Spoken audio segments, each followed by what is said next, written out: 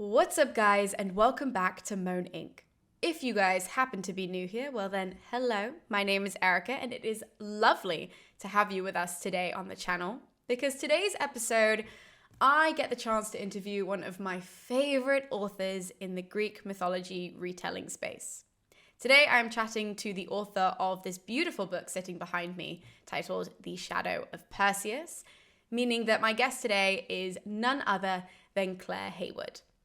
Now, this is Claire Heywood's second book in this genre. If this happens to be the first time that you're hearing her name, well, I've already done a video with her about her debut novel titled Daughters of Sparta. And I loved that one, and I loved this one even more than the first one. So as soon as I read this, I had to send Claire an email and beg her to come back on the channel to answer all of my questions about her adaptation of the myth of Perseus, including characters like Medusa Andromeda and his mother, Danai.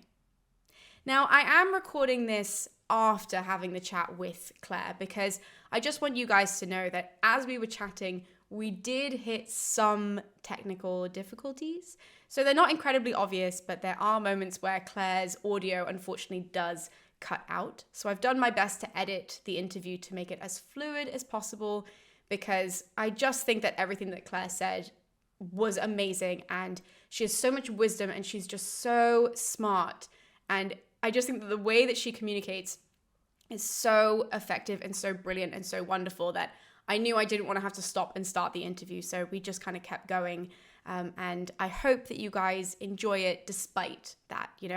Again, I've done my best, and I hope that you guys can be a little bit patient with this recording because it will certainly be worth your while.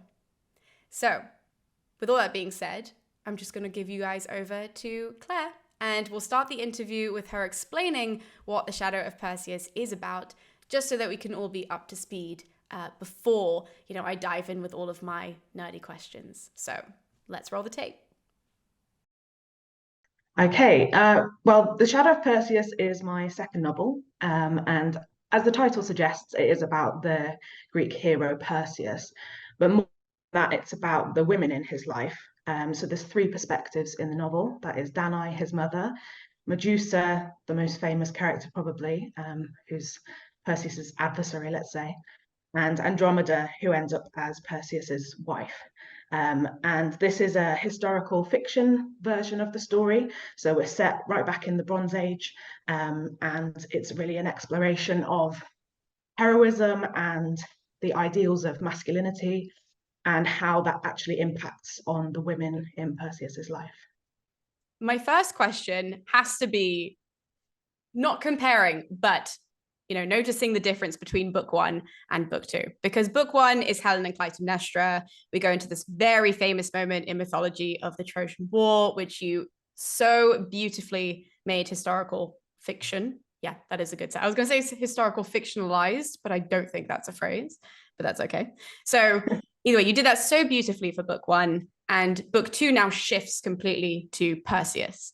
So I was wondering, what was it about Perseus' story and these women that made you want to pivot away from, the Trojan War, those really famous characters? Obviously, Perseus is still very famous, but his mother, most people don't know who that was, probably prior to this book, and Andromeda. So you're kind of going into this, murky territory. What was it about this story that drew you in? I think, as you say, writing Daughters of Sparta, I spent a lot of time thinking about the Trojan War and being in that world. So it was quite a refreshing idea for me to move slightly away from that. I would say a slightly different period. Perseus is kind of an older hero. I mean, he's like the great grandfather of Heracles or something, so we're talking an older generation of hero. So he comes quite significantly before the Trojan War in the kind of chronology. So immediately we've got this slightly different sort of world to think about in terms of chronology. And in terms of the characters that I was drawn to, it really started with Medusa, which maybe isn't surprising. She is the most iconic, and a lot of people, not just in recent years, but throughout the last couple of millennia, have decided to think about Medusa and write about Medusa and create images of her in art. She's incredibly attractive as a figure. So in fact, while I was at university, I think I started thinking about a kind of short story about Medusa. She was an interesting character to me. And then when I had to think of a subject for my second novel, that's where I started. But then when I started researching her story more fully, which really has to become researching the story of Perseus, you find that actually there's these two other very interesting female characters who, as you say, are much less well known, Danai and Andromeda. Maybe the names ring a bell for people, but they can't immediately picture their story like they can for Medusa. But actually, I realized that the women's role in this story was really quite pivotal in kind of pinning down Perseus's heroic arc, and yet they weren't particularly developed characters in the literature. There is literature about them, but not nearly so much as for Perseus and Medusa. And yet I saw a lot of potential there to sort of draw out their role in this whole heroic tale. So that's where it began, really. So sticking with this idea of research, I think a lot of people, I know a lot of people because they're all in my comments asking, for, this text, like where in the ancient world can they find these characters, So as somebody who wrote, this book, who wrote this story, what text did you lean into most to learn about these women and Perseus? So in terms of finding a complete narrative of this whole heroic journey, the best places to look would be Pseudo Apollodorus. We'll call him Apollodorus for short. There's some kind of doubt about his attribution, which is why we call him Pseudo Apollodorus. But he writes a text called the Bibliotheca, or the library, and he's essentially a Roman mythographer, which means that he's collecting all these myths or stories and putting them all together, kind of in an archive. So although he's writing in the Roman period, he's maybe 1st or 2nd century AD, he's actually preserving stories from much longer ago. And it's thought that some of those texts are quite accurately preserved from many, many centuries earlier than he's actually writing. So he has a great overview of Perseus's story, right from Danai and before Perseus is even born to the end of Perseus' story, essentially. And I really used that, I think, first and foremost, as the kind of structure of what is the traditional version. And it's got all the main plot points. But Apollodorus is a mythographer. He's not a poet. It's fairly straightforward. This is what happened. Now, on the other hand, you've also got a pretty full account of Perseus in Ovid's Metamorphoses, which is probably the more famous version, to be honest, because Ovid gets a lot more attention than some boring old mythographer. And his version is much more poetic, it's much more energetic. He adds a lot of embellishment. He puts his own spin on things. He kind of seems to add in little details of story that we don't see elsewhere. So it is a very exciting version to read, and I recommend reading it. But also you've got to bear in mind that Ovid is writing for a different purpose. He's not trying to preserve this kind of original story. He is adapting it and making it exciting, and adding his own spin. So I used Apollodorus as the kind of base level, but I also took inspiration from Ovid's version and from other poets.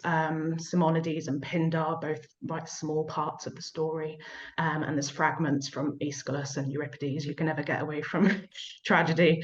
So there's all sorts of things all over the place. But yeah, those are the main ones. Well, considering this is mythology, right? And as you say, like Ovid throws in so much fun stuff to mythology, like all these wacko things always happen.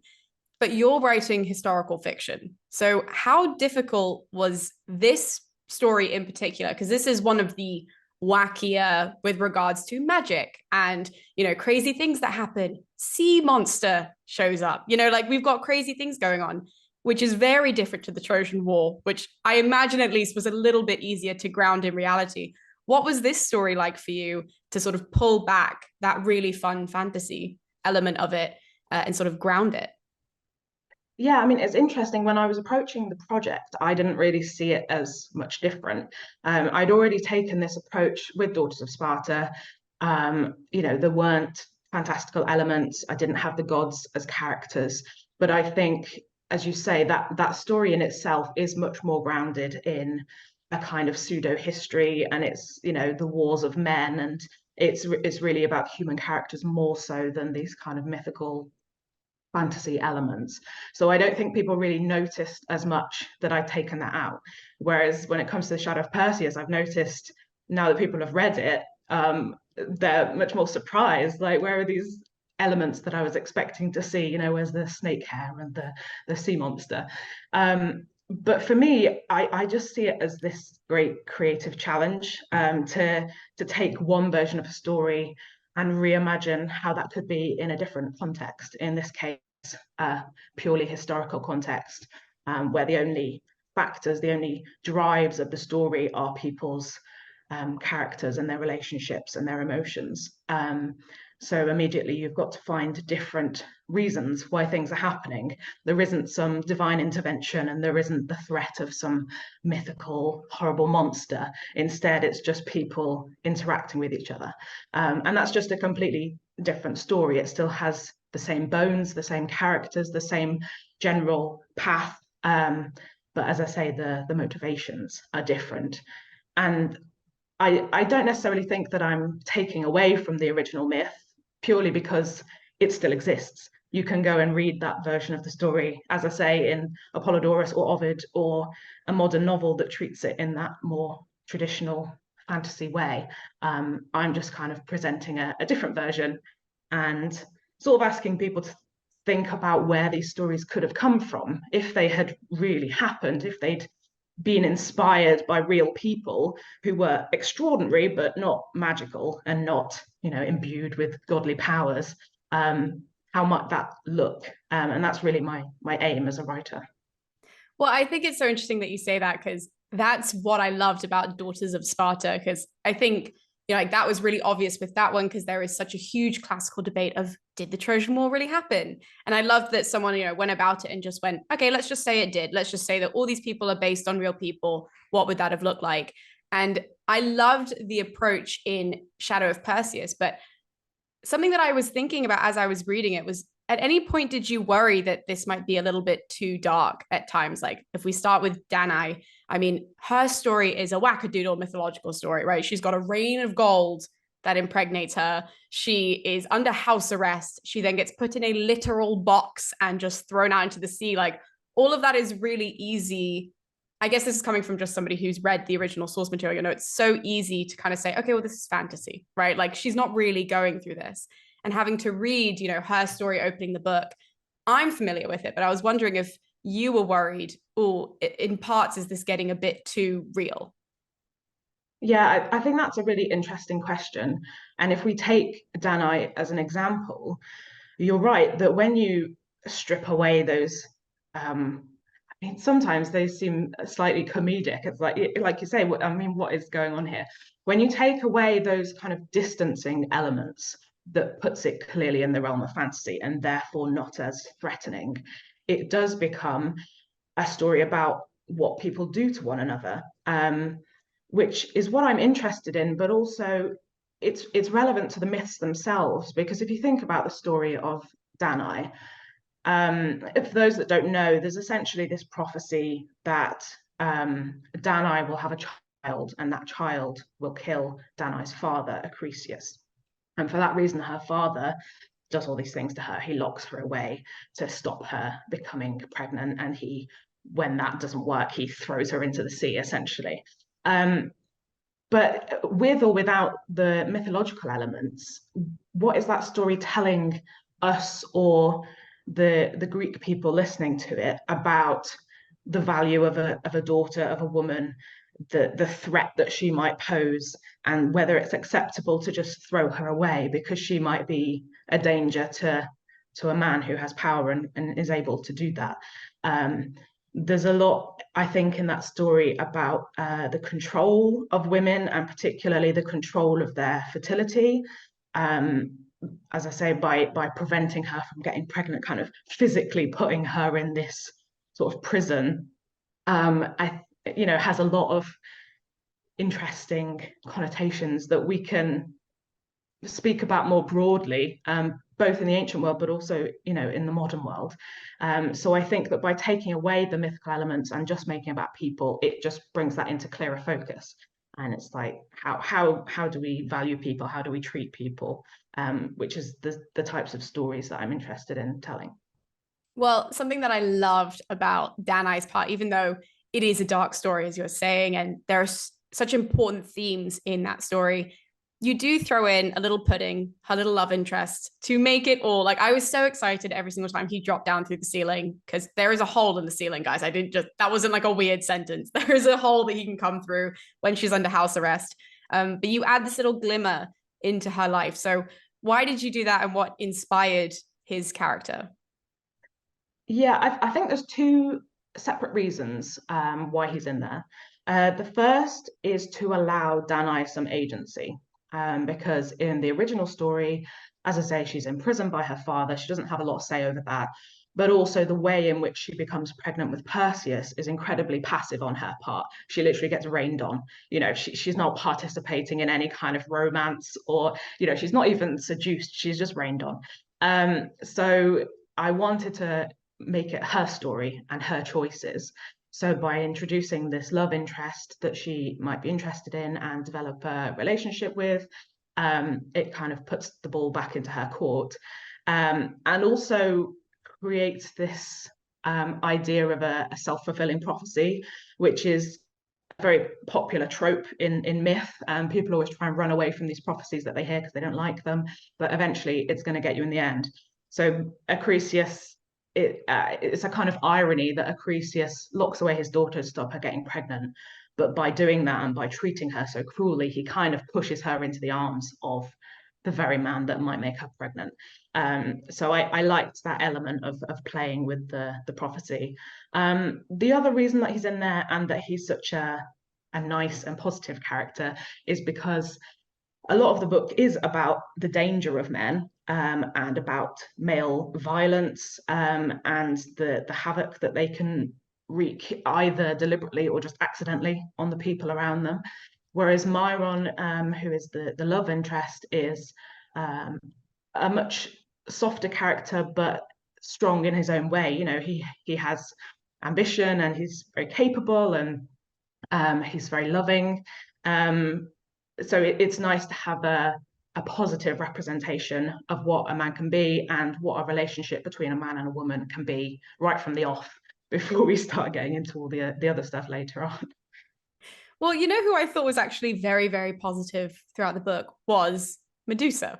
And I think that was intentional, that she is this very positive. I loved the element of, Perseus trying to find the scary monster, and Medusa's like, I mean, hello, I think I'm who you're looking for, but like it's just me. Like, I don't know who you wanted to find, but you can sit on that rock if you want to. If not, you can leave. That's totally chill.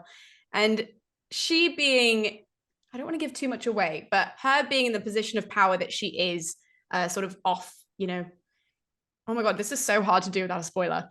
But to sort of be in charge, have her own power, and to be part of this worship that involves snakes is what I will say without giving too much away. Mm-hmm. I really loved this because I thought this was so rooted in history and really throwing in a lot of like Bronze Age, little fun facts for the history nerds that are reading it going, oh my God, did she really pull this in?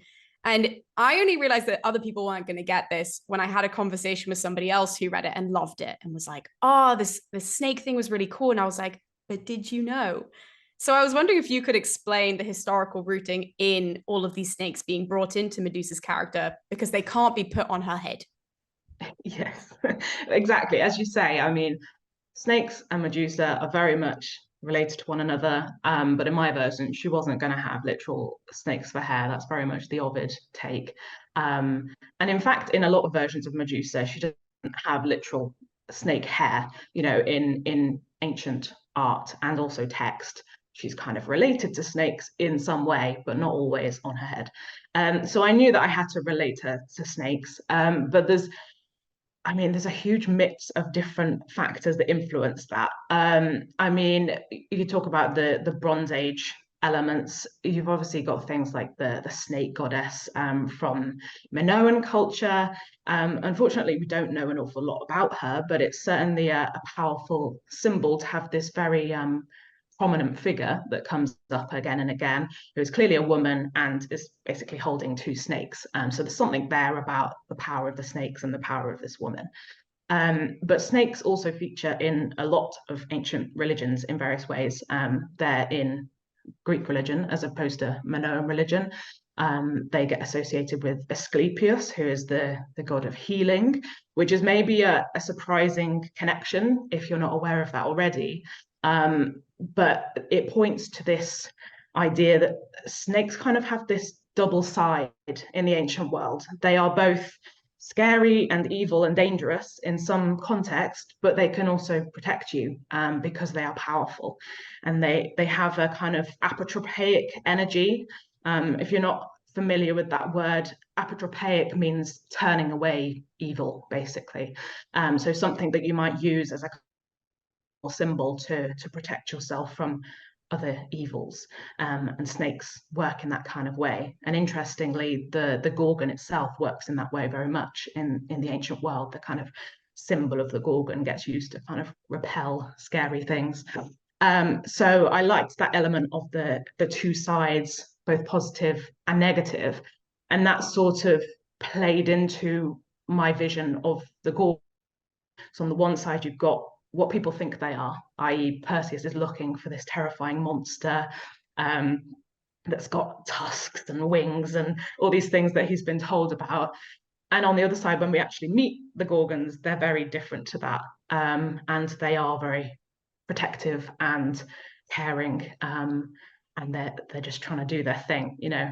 So I like that juxtaposition, and I do kind of try to bring that out in the text, with the way that the Gorgons kind of worship these snakes.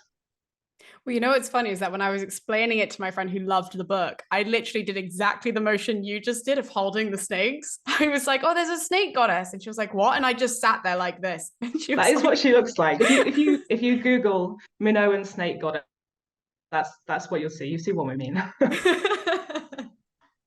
But so Medusa's character was your starting point. So did you put any kind of pressure on yourself to get her really right? Or did you find as you were constructing the story and realized it was going to be, you know, as you were saying, these three pivotal women and tell the story through them?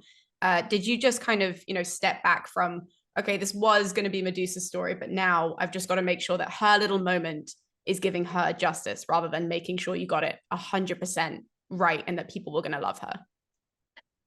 Yeah, I think when I was writing it, I was just being led by my kind of instinct of how her story would look, what I wanted to do with it. And I think that was empowered by the number of texts that I'd read. As I say, Medusa is very well treated. There are a lot of texts on Medusa, both ancient and modern, and every one of them does something a bit different with her. And some of them are what you might imagine, you know, snake-haired lady turning people to stone, but some of them absolutely are not that. And there's some ancient versions of her that are historicized, like I've done. They've taken away the mythical element and tried to tell a story about a historical woman that might have become Medusa in the minds of people telling the story of her. There's one where she's like the leader of an army, and Perseus is the leader of the opposing army, and Perseus essentially assassinates her, and that's where the story comes from, for example. So I think reading all these different versions made me think, well, I'll kind of absorb little bits of all of those and also add in my own ideas and create a new Medusa. And I wasn't too scared about doing that, I think. But then, you know, when people read it, you realize that they have quite strong expectations about what she will be. And I hadn't really factored that in as much. I think because, as I say, my view of her was so multifaceted, that it wasn't quite as stationary. Um, but I think that's the marvel of her, and that's why she's been so popular as a subject. You can kind of see what you want to see from her story and use her for all sorts of different ways.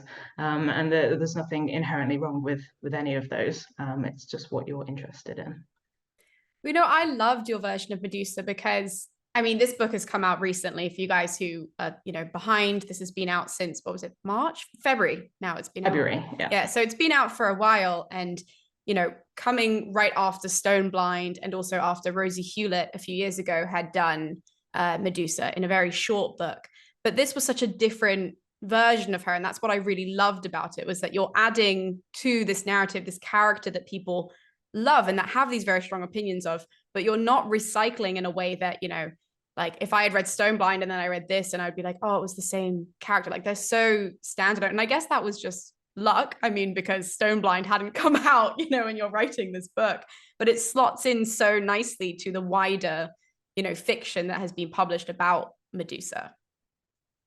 Yeah, I think that makes it interesting to have all these stories kind of on the table at the same time. I mean, you mentioned Stone Blind. While I was still writing the manuscript, I heard the announcement about Stone Blind, and I was like, oh God, they're just going to compete and they're going to be the same thing, but they're obviously not, because every writer is bringing their own angle, and particularly with mine being a historical fiction angle, it's always going to be a little bit different to a classic retelling. But yeah, like I say, that is part of the fun of it, and not just Medusa, but myth generally. It is so plastic, it's so malleable that you can twist it in all kinds of ways, and all of them can be insightful or interesting or entertaining in their own way. But yeah, it's just fun to play with myth, I think. Well, another character that you played with is Andromeda in your book, obviously, because, the sea monster is the main part of her entire story, which in order to make this historical fiction, you had to really ground that she still has to be tied to a rock. But why is she going to get tied to a rock? And her chapters were my favorite because I think a lot of people don't focus on Andromeda enough. And I think she's such an interesting woman and such an interesting character. So what was she like for you to write? Yeah, so as you say, I did have to change her story quite a bit, but it was a very conscious choice, because when you read Andromeda's part in the original myths, for example, Apollodorus, um, again, she is incredibly passive, in that she doesn't actually say anything or do anything or make any decisions. She may as well be an object in that story that's just referred to.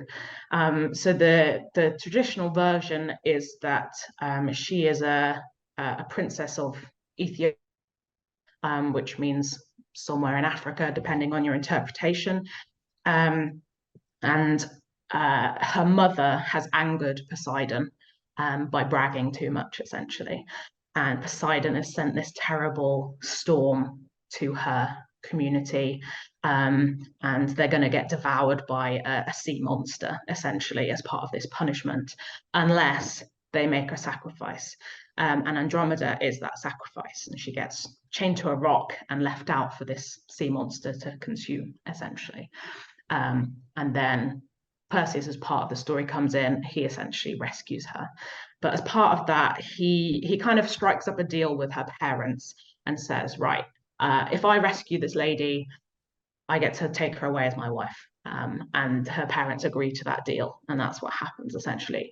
But Andromeda has no part in any of that. She has no part in her being stuck on the rock for the monster. She has no part in agreeing to be Perseus's wife. That's just something that happens between him and her parents. So in my version, I wanted to completely flip it on its head as much as I could and make it as much as possible about her decisions and how she was driving these events. So I won't give too many spoilers about my version, but that was the kind of setup of it. And really, I wanted to take her from this passive damsel to a hero as much as possible, but a kind of a version of a hero that could be in opposition to this masculine hero figure that Perseus is representing in the novel, a kind of a quieter heroism, a non-violent heroism, using a different set of skills, a more subtle set of skills, character that I really wanted to create. And I'm really glad that you enjoyed her section, because I think by the end of the novel, she was also my favorite. She was my kind of baby that I felt very protective of. So I felt that she just had, as you say, saying like this real subtle power to her. Like she was so smart, and yet she wielded her power so perfectly. But like once she had learned, okay, this is a yes, this is a no, and had sort of figured out, okay, this is how I'm gonna get what she wants. Obviously, the whole thing, as you say, is not what she wants, but kind of finding those little caveats. I think I loved it so much because it was so believable in an ancient setting that I'm like, this is exactly what would have happened and what she would have had to do. And I loved that you were like really willing to put that to the forefront and be like, this is, I mean, realistically speaking, like that was what women would have had to have done back then, anyways, without any agency. And I thought it was done so perfectly through Andromeda and giving her that by the end of the book, you're like, oh, thank God someone has it.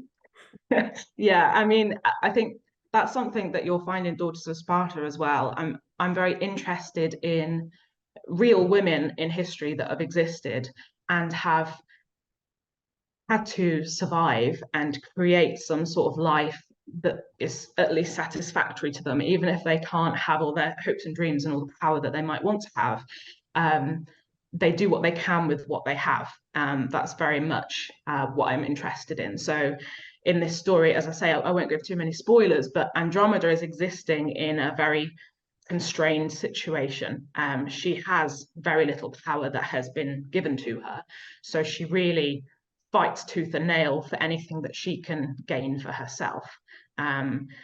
So it's a story of survival, and it's the same for Danai and Medusa. I would say that the key thing that binds these three women, even though some of them never meet each other, they are all survivors, but they are surviving in different ways. And in the end, of Andromeda that finds the most successful mode of survival, in a way. Absolutely. Like I literally wrote that, I think, in my Goodreads review, that I was like, they're all so powerful in completely different ways. And that is the through thread, is that, they have, each of them have power in different ways, in different contexts. And I mean, Andromeda arguably is the most successful, but like they all in their given situations have that power over, or in spite of, our main character, Perseus. So we have to touch on Perseus, obviously, because he is our title character.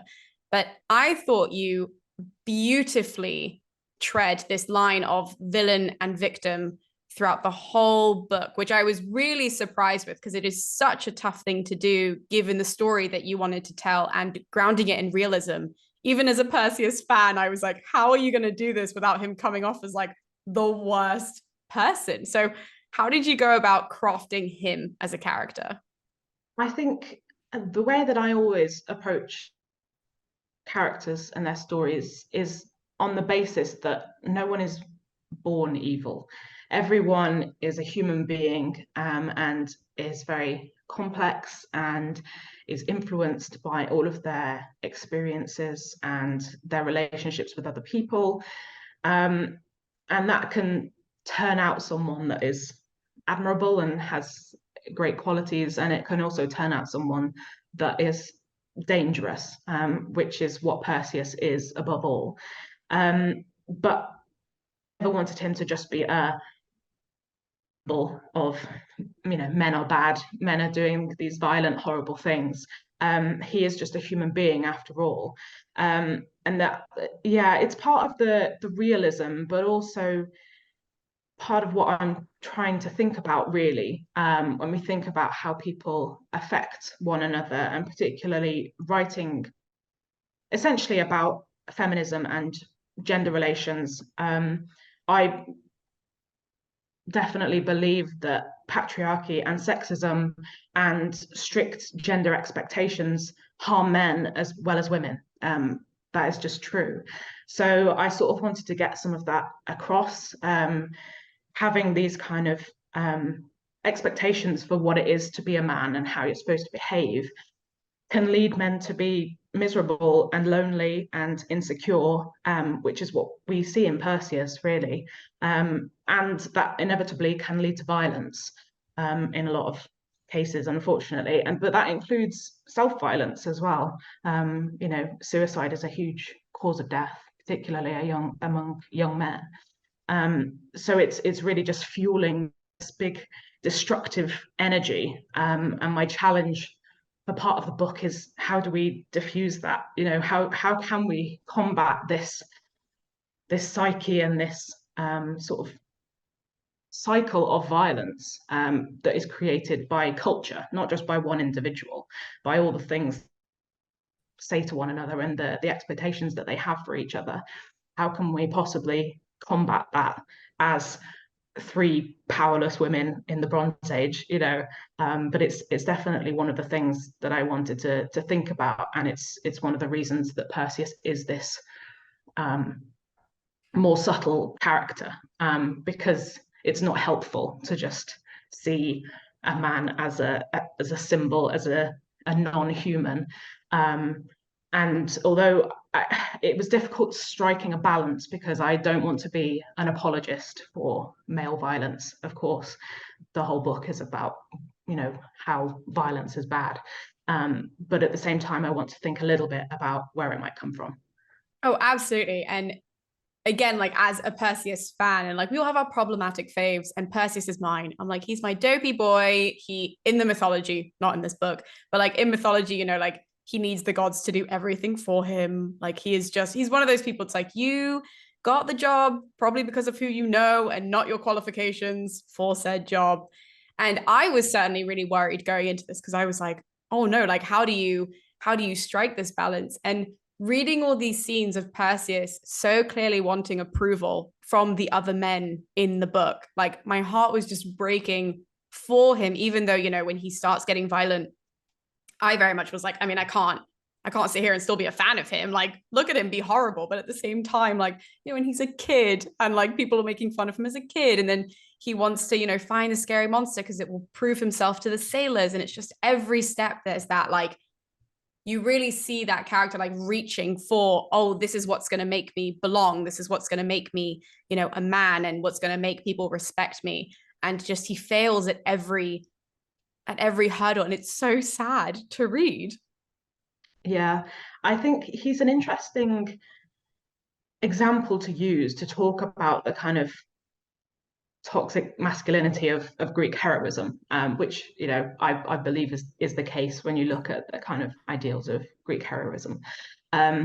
But he's an interesting example because he's one of the less toxic heroes, which is probably why you like him. Like in the myths, and with all that kind of fantasy mythological stuff going on, and the gods helping him out and the monsters and stuff, he does just seem like a kind of slightly bumbling teenage hero who kind of gets the job done just about with the help of the gods.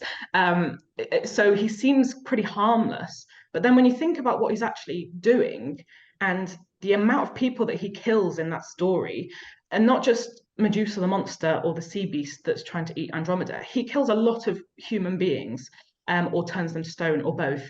And he's really just going on this murderous rampage.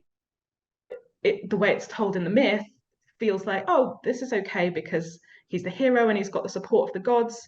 But actually, when you strip it back, and particularly when you take away all the mythological stuff, he comes across as a little bit psychopathic, So I thought it was interesting to turn him around in that way and take the same events but look at them through a different lens and think, is this really okay? Is this really heroic if you have to kill this many people to prove yourself, or to get the job done? So that was why he was as an interesting figure for me to think about heroism. So, since you write historical fiction of mythology, just keeping on that train of thought, has doing these two projects that you've done, Daughters of Sparta and Shadow of Perseus, has that changed by grounding their story in reality? Has that changed how you've thought of any of the characters? Like, have any taken you by surprise in either book? You can expand it if maybe this one didn't really change anything, or Daughters of Sparta didn't really change anything. But, did that reality check basically make you go, ooh, maybe they're not as bad, or they're way worse than I thought they were? I think, I mean, in my first book, the best example of that was probably Helen, because it's very easy to visualize her, not just as a cause of the war, as she often was seen to be, but also just as quite a superficial character, um, both in terms of most of her character being based on what she looks like. You know, people rarely talk about anything else, but also, you know, you could see it as selfish that she's run off with this other man and doesn't really think about what the consequences of that might be. And I think when I started writing Helen, I was concerned that I was making her too unlikable. But as I got more into her story and thought about her situation as a whole, particularly, you know, her relation to motherhood and things like that I explore in the novel, I really had a lot more sympathy and for the choices that she made. And I hope that that is also the experience of the people that read that book. So yeah, I think that was one example. In this book, I think it's more just the potential behind it. As I say, I mean, Andromeda is a very bare bones character when you read her, you know, in the myth. But when you think about if everything was from her perspective, and if all of these events were impacting her, but she didn't have the power to kind of have that same impact back, how does that look for her? And how is she going to behave in the face of that? I think any character, even if they have this quite skeletal covering in original sources, you can kind of delve into their psychology of what their situation might be and create a whole new character, essentially. The Andromeda that ended up coming from my book, I didn't imagine when I was first, you know, sort of delving into the story and thinking about what kind of book I write. She was very much a work in progress. And I agonized a lot when I was writing her section, trying to work out who she was and what this balance would be between power and impotence and between victimhood and heroism. And you know, it was a character that came out through investigation and through thinking about her and writing about her. But with looking into the future now, right? So if we're taking your first project, which I loved so much, obviously, like emailed you to death until we chatted about it last time. You guys can find that interview linked below. And then now doing book 2. I'm not going to ask what book 3 is about, but can we expect more writing from you in the future in this genre? The simple answer is yes. I am working on a third book, and it is in the same genre in terms of it being kind of historicized mythology, kind of straddling that line between historical fiction and mythology. I'm working on it currently, and I would imagine that there might be some sort of announcement fairly soon on social media, so look out for that. And if you're in the US, the paperback of The Shadow of Perseus is coming out fairly soon. And there might be a little teaser for the next book in there. Okay, so I'm just aware of the time, Claire, and we've been chatting for about an hour. So, with all that being said, we should probably start winding this down a little bit. And the way that I like to start doing that on the channel since you've last been on, because it's been a while and I've changed my tactics since then, I love to end the interviews by giving my audience a piece of advice from you. So, considering you, in my opinion, are the queen of Greek mythology retellings as historical fiction, I was wondering if, you know, hypothetically speaking, if there's somebody who's watching this that wants to also write historical fiction of, you know, let's say fairy tales or any kind of mythology, you know, or any kind of just, you know, old wives' tale, right? They want to ground that in reality.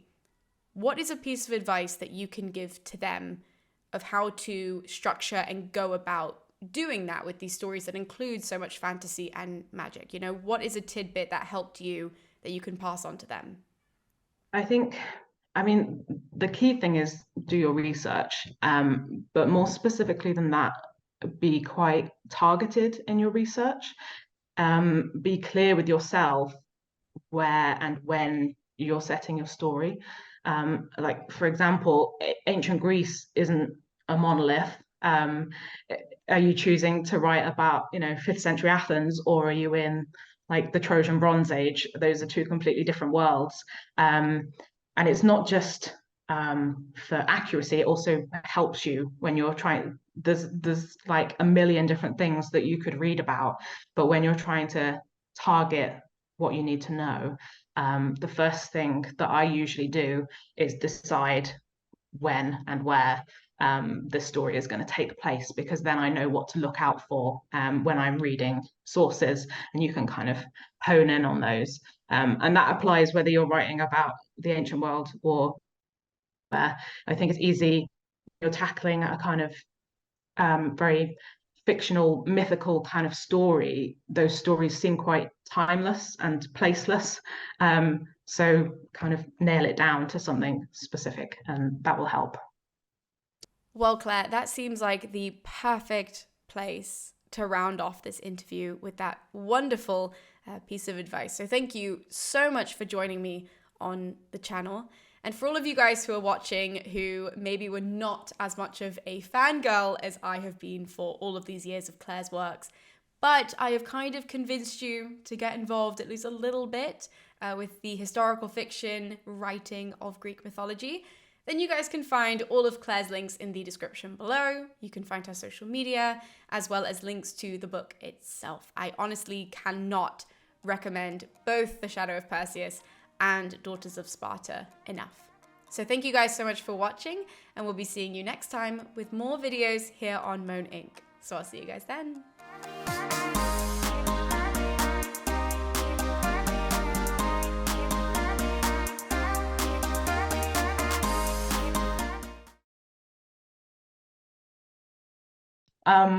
There was so much stuff I was going to say about the snake stuff that I was like, oh, I don't know where to start.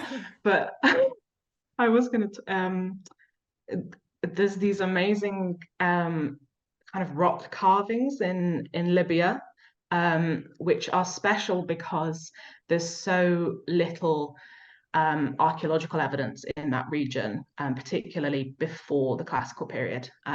So a bit later, the Greeks kind of colonize Cyrenaica, but before they were in Cyrenaica, in that region, there's these rock carvings at Slonta, and amongst those carvings, there's this great big snake carving. And this is literally the region in which I set my Gorgons. And then you find this carved snake from, I mean, not necessarily the Bronze Age, but from ancient Libya. So I thought that was such a great connection, and it really made me feel like I was on the right path in, creating this ancient community based around snakes in Cyrenaica. So that was really cool. No way. Did you know about that before writing, or was it like through your research you were like, well, that's just lucky? Yeah, so I found it during research, and I was like, perfect. I can't believe that this exists. That is so interesting. I'm gonna have to look that up. Yeah. And I think it was all kind of feeding into my brain, but that carving thing was something that just I happened to come across, and I was so happy. That's amazing. Oh my God, I'm gonna see if I can find, is that like a photo of it? Yes. Oh, I'll go It's find it. the place where it is called Slonta, Slontah. And there's a website that is specifically about kind of Libya and stuff. It's quite good for resources, and that is called Temehu, Ooh. which I think is Temehu. So there's definitely an image on that website, but you can probably find it elsewhere as well. Oh my God, I'm definitely gonna slot it in and be like, look at this fun fact. Like, what? Yeah, it's just exciting because there's so little evidence from that region. So a lot of the stuff that I had to create for the book was based on more or less zero archaeology, and a lot of kind of slightly dodgy written sources. So hardly anything was like pinned down, but yeah.